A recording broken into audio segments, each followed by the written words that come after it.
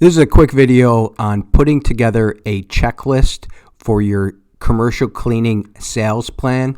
And my name is Shane Dubell, and our company is methodcleanbiz.com. And today what we're going to go over is one of our resources is a simple 6-step sales plan.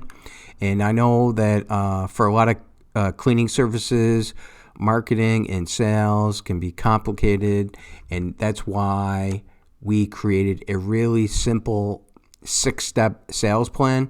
You can find it on our website. I'll put the link in the description in this video. And what we're focused on today is number 5, which is an activity log.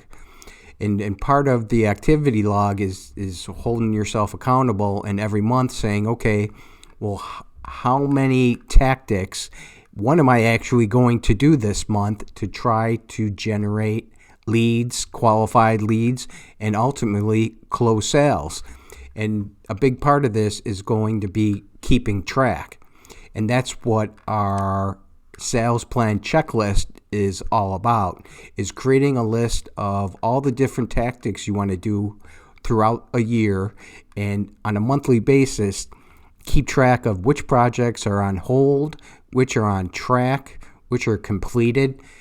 And that way, at the end of every month, we can just keep going. Because sometimes we do run into different situations where we become busy and we can't get to everything. But the key with marketing and sales is keep going. Don't stop. Don't ever stop. And then assign somebody who's going to be completing that project. So, for instance, if you're the owner of a cleaning business, you may be assigning yourself some of these tasks, or you might be assigning a vendor to the task, or the office manager, or your salesperson.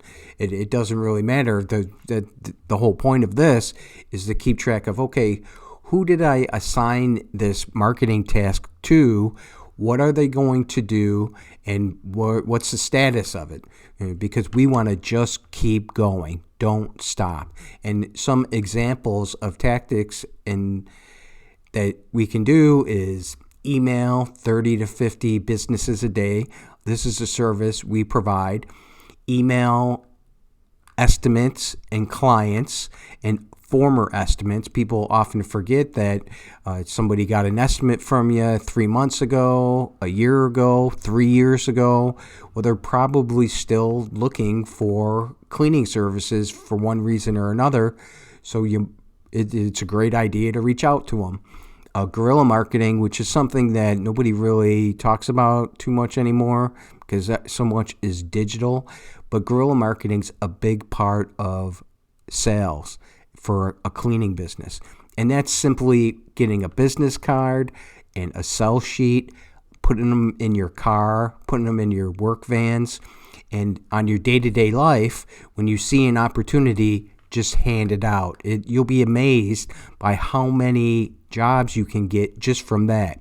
Wherever you get coffee from, wherever you go to lunch, then stop for 1 second, look around. Are there any businesses, any buildings that look like a good fit for you? And when you see one that's within walking distance, go there and drop off your brochure and your business card, and that's it. It's 5 or 10 minutes a day, but there's a huge long-term impact with that because people keep that stuff forever.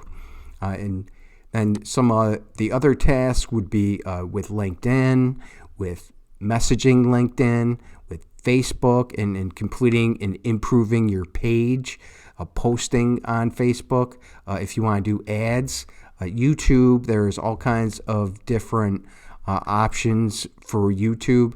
I didn't even include advertising, but advertising is another one. There's all kinds of various social media, and depending on your market and what services you sell and who's your target, all of these are going to change what your mix is. Google My Business. This is something that you should always be doing because Google is still the big king for search. And anytime we can get our name out there, posting at least once a week is very valuable.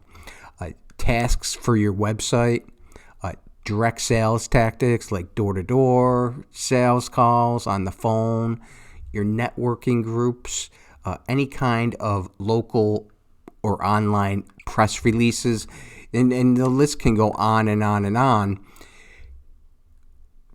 The key here is to put together a checklist of what we want to accomplish, who we want to assign this to, what kind of a due date, and we'll at the end of every week or the end of every month, where are we on this? Are we on track?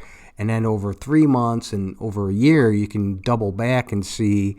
What you'll notice is a lot of times sales is a lagging indicator, and all of this stuff that you do marketing wise doesn't show up immediately on a month-to-month basis.